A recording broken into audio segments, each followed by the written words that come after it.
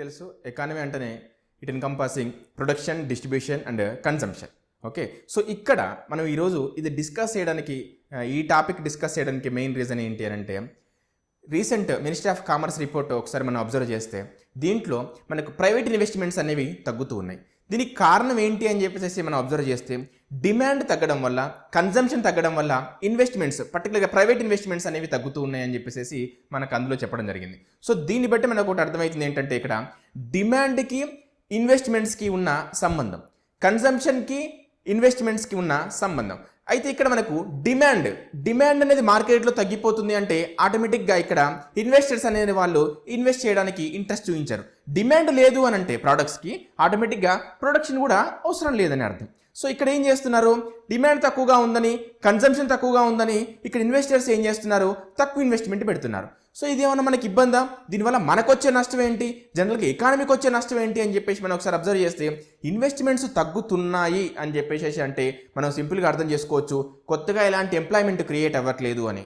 దాంతోపాటు ఇంకా డిమాండ్ తగ్గిపోతూ ఉందనుకోండి, అప్పుడు ఉన్న ఎవరైతే ఎంప్లాయీస్ ఎవరైతే ఉంటారో వాళ్ళకు కూడా థ్రెట్ అని మనం తెలుసుకోవచ్చు. సో ఇక్కడ డిమాండ్, కన్జంప్షన్ అనేది తగ్గుతుంది అంటే ఇన్వెస్ట్మెంట్స్ తగ్గుతాయి, అంటే ప్రొడక్షన్ అనేది అవసరం లేదు కాబట్టి ఇన్వెస్ట్మెంట్స్ తగ్గిస్తారు. ఇన్వెస్ట్మెంట్స్ తగ్గుతుంది అని అంటే మనకి ఇక్కడ ఎంప్లాయ్మెంట్ అనేది క్రియేట్ అవ్వదు. చూడండి వీటికి ఒకదానికి ఉన్న సంబంధం ఎంత దగ్గరగా ఉందో. సో దీన్ని బట్టి మనకి ఏంటి అని అంటే, మనకు according to economy definition, economy ఏంటి అంటే it encompasses already what we have discuss, production, distribution and consumption. So ఈ మూడిటి ఏదైతే ఉంటుందో ఆ సంబంధం అనేది చాలా చాలా ఇంపార్టెంట్. ఎకానమీ చాలా ఫ్రీగా రన్ అవ్వాలంటే ఇందులో ఏది డిస్టర్బ్ అయినా కూడా ఒకదాని వల్ల ఇంకొకటి డిస్టర్బ్ అవుతూ ఉంటాయి. సో ఇక్కడ కన్జంప్షన్ అండ్ డిమాండ్ తగ్గిపోయింది కాబట్టి ఇక్కడ ప్రొడక్షన్ తగ్గిపోయింది కాబట్టి ఇక్కడ ఏమవుతుంది అంటే జనరల్గా ఎంప్లాయ్మెంట్ క్రియేట్ అవ్వదు. ఇన్వెస్టర్స్ ప్రొడక్షన్ మీద ఇన్వెస్ట్ పెడితేనే కదా ఇక్కడ ఎంప్లాయ్మెంట్ క్రియేట్ అయ్యేది. సో ఎంప్లాయ్మెంట్ క్రియేట్ అవ్వదు కాబట్టి మళ్ళీ ఏమవుతుంది, ఆటోమేటిక్గా ఆ కొత్త ఎంప్లాయీస్ ఎవరైతే ఉన్నారో వాళ్ళకి ఎంప్లాయ్మెంట్ దొరకదు. సో వాళ్ళ కన్జంప్షన్ అనేది మళ్ళీ తగ్గుతుంది. సో ఆ కన్జంప్షన్ అనేది ఇంకా తగ్గిపోతూ ఉంటుంది, దానివల్ల మళ్ళీ ప్రొడక్షన్ అనేది తగ్గుతూ ఉంటుంది. సో ఇలాంటి టైంలోనే గవర్నమెంట్ ఏం చేస్తుంది అంటే డిమాండ్ ఇంక్రీజ్ అయ్యేలాగా, కన్జంప్షన్ ఇంక్రీజ్ అయ్యేలాగా చేస్తుంది. సో ఈ డిమాండ్ ఇంక్రీజ్ అయ్యేలాగా, కన్జంప్షన్ ఇంక్రీజ్ అయ్యేలాగా గవర్నమెంట్ చేసేది ఏదైతే ఉందో దాన్ని మనం ఫిస్కల్ పాలసీ అంటాం.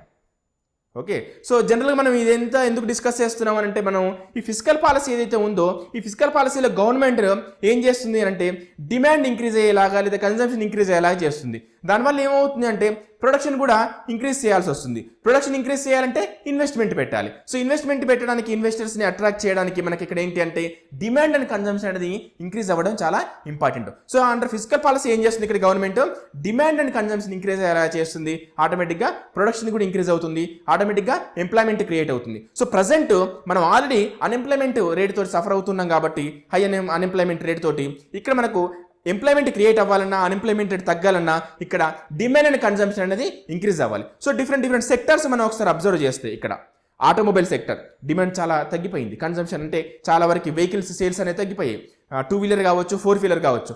కమర్షియల్ వెహికల్స్ కొంతవరకు ఒక లెవెల్లో ఉన్నా కూడా పర్టికులర్గా ఈ ప్యాసింజర్ సెగ్మెంట్లో ఈ కార్స్ కానివ్వండి, బైక్స్ కానివ్వండి, వీటి సేల్స్ అనేవి తగ్గిపోయినాయి. వీటి సేల్స్ తగ్గిపోయినాయి అంటే ఆటోమేటిక్గా అక్కడ ఏం చేస్తుంది, ప్రొడక్షన్ అనేది ఆగిపోతుంది లేదంటే తగ్గిపోతుంది. సో ప్రొడక్షన్ తగ్గుతుంది అని అంటే మనకి ఇక్కడ ఏమవుతుంది, కొత్తగా ఎంప్లాయ్మెంట్ అనేది క్రియేట్ అవ్వదు. సో దాంతోపాటు ఎలక్ట్రానిక్ గూడ్స్ కన్జంప్షన్ కూడా చాలా తక్కువగా ఉందని చెప్పేసి కూడా మనకు చాలా ప్రొజెక్షన్స్ చెప్తూ ఉన్నాయి. సో దీన్ని బట్టి ఏమవుతుంది, మనకు ప్రొడక్షన్ కూడా తగ్గిపోతుంది. సో ఇక్కడ మనకు డిమాండ్ అండ్ కన్జంప్షన్ అనేది ఎకానమీకి చాలా చాలా అవసరం. సో అందుకే ఇక్కడ మన గవర్నమెంట్ ఏం చేస్తుంది under fiscal policy demand and consumption increase అయ్యేలాగా చేస్తుంది. సో ఈ రెండింటి మధ్యలో ఈ ప్రొడక్షన్ అండ్ డిమాండ్ ఏదైతే ఉందో, ఈ రెండింటి మధ్య సంబంధం ఏదైతే ఉందో ఇది చాలా చాలా ఇంపార్టెంట్.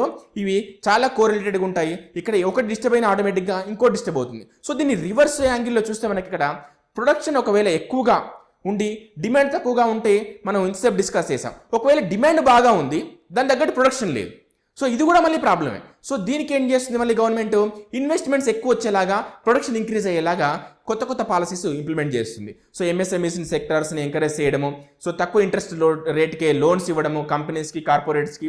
సో ఇవన్నీ కూడా గవర్నమెంట్ చేస్తుంది. దేనికోసం, మళ్ళీ ప్రొడక్షన్ ఇంక్రీజ్ చేయడం కోసం. సో దీనివల్ల కూడా అగైన్ మనకు ఎంప్లాయ్మెంట్ క్రియేట్ అవుతుంది. సో ఈ విధంగా మనకు ఈ అండర్ ఫిస్కల్ పాలసీ గవర్నమెంట్ ఈ రెండింటిని మేనేజ్ చేస్తూ ఎకానమీ అనేది స్మూత్గా రన్ అయ్యేలాగా చేస్తుంది.